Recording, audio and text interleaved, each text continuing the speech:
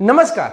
આજ સુધીના જેટલા વિડીયો જોયા છે એમાં કંઈક ને કંઈક સમજવા કે શીખવા તો મળ્યું જશે એવી પૂરી આશા સાથે આજના નવા વિડીયોની કરું છું શરૂઆત અને કરું છું ધન્યવાદ, કારણ કે તમે તમારો કિંમતી સમય આપી રહ્યા છો। એક રિક્વેસ્ટ, જો વિડીયો ગમે સમજમાં આવે તો શેર કરજો, વધુને વધુ લોકો સુધી હું પહોંચવા માંગુ છું અને આ પહોંચાડવા માંગુ છું। તો ચાલો શરૂ કરીએ। 4 ભવિષ્યકાળના યશનો પ્રશ્ન। ભવિષ્યકાળ ચાલુ છે, આજે આપણે છેલ્લા ટોપિકમાં છીએ અને છેલ્લા ટોપિકમાં છે આપણી પાસે યશનો પ્રશ્ન। યશનો પ્રશ્ન 4 ભવિષ્યકાળના। તો પહેલા સૌથી પહેલા ભવિષ્યકાળના નામ જોઈ લઈએ। સાદો ભવિષ્યકાળ, ચાલુ ભવિષ્યકાળ, ચાલુ પૂર્ણ ભવિષ્યકાળ અને પૂર્ણ ભવિષ્યકાળ। હવે આજે તમને કંઈક નવું આપું છું।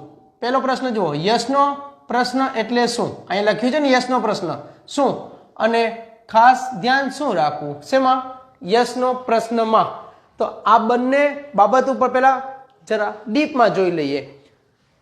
યશનો પ્રશ્ન એટલે શું? તો પ્રશ્ન એટલે પ્રશ્ન જેનો જવાબ મળે। પ્રશ્ન એટલે જેનો જવાબ મળે। યશનો એટલે હા ના, જે પ્રશ્ન પૂછો હા અને ના માં જવાબ તમે આપી શકો એવા પ્રશ્નને યશનો પ્રશ્ન કહેવાય। ક્લિયર? ઓકે। હવે જો ખાસ ધ્યાન શું રાખવું, તો હું તમને એટલું જ કહીશ કે ખાસ ધ્યાન એક જ વસ્તુ રાખવાની કે જે હેલ્પિંગ વર્બ હોય ને, હેલ્પિંગ વર્બ સોરી, જે હેલ્પિંગ વર્બ હોય ને એ હંમેશા પહેલા સ્થાન ઉપર મુકાય। ક્લિયર? જે હેલ્પિંગ વર્બ હોય એ હેલ્પિંગ વર્બને બનાવો તમારા વાક્યનો સ્ટાર્ટિંગનો શબ્દ। પણ પહેલા જોઈ લઈએ હેલ્પિંગ વર્બ શું છે। સ એટલે વિલ, સ એટલે વિલ। ચાલો, તે આજે આવશે હા યા ના? તે અત્યારે આવતો હશે હા યા ના? તે સવારથી આવતો હશે હા યા ના? તે હમણાં આવ્યો હશે હા કે ના? ઓકે, અત્યારે ક્રિયામાં આવશે, પછી બોલશે, ખાશે, ખરીદશે, શીખશે અને લેશે। 5 ક્રિયાઓ તમારા માટે રાખી જ છે। તો ચાલો કરીએ પ્રેક્ટિસ એક ક્રિયા લઈને। જો પેલું વાક્ય, તે આજે આવશે, આ સ છે, મેં તમને કીધું ને ખાસ ધ્યાન શું રાખવાનું, આ વિલ ને આના ઉપરથી સ ઉપરથી વિલ ને લઈ લો પહેલા સ્થાન ઉપર, વિલ, સ ઉપરથી વિલ, સ ઉપરથી વિલ। હવે તે એટલે હી, આ છેડેથી આ છેડો લઈ લીધો। ઓકે, વિલ હી, આવવું એટલે કમ, આજે એટલે ટુડે, આ ન લખો તો શું બનશે? તે આવશે, વિલ હી કમ। ઓકે, તે અત્યારે આવતો હશે, ચાલુ ભવિષ્યકાળ, ચાલુ ભવિષ્યકાળ, તો વિલ તો સ માટે વિલ, આ સ માટે વિલ। ઓકે, હવે તે એટલે હી, તે એટલે હી, હું કરતા એક જ રાખું છું એટલે વારંવાર જ્યાં ધ્યાન દેવાનું છે ત્યાં ધ્યાન દઈ શકે, બાકી જે સેમ છે એને ટેન્શનમાં ન લેવું પડે। તો તે એટલે હી। હવે આવતો હશે, આવતો હશે, આવતો હશે, બી કમિંગ, બી કમિંગ, બી કમિંગ। તમે જો આગળના 3 વિડીયો જોયા હશે તો અહીંયા બીજા વાક્યમાં એ બી હશે જ અને આઈએનજી હશે જ।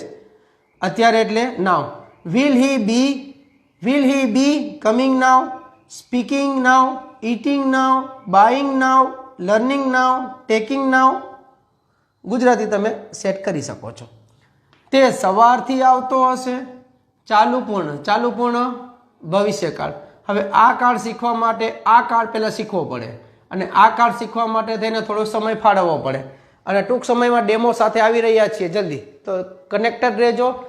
જો આ કાળના ડેમો સેશન માટે તમને સમયની અનુકૂળતા ક્યારે છે જાણવું હોય તો મારા સાથે નંબર દ્વારા કોન્ટેક્ટમાં રહેશો યા કોમેન્ટમાં પૂછી શકો છો, આપની સાથે હું ટચમાં રહીશ। ચાલો, વધુ અનુકૂળતા રહેશે કે વોટ્સએપ કરી દેજો, ગ્રુપમાં હું તમને ડિટેલ આપી શકું।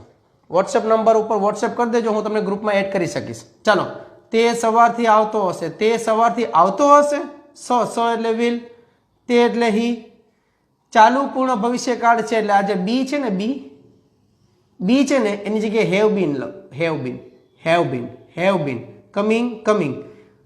આ થી માટે સિન્સ, સવાર એટલે મોર્નિંગ।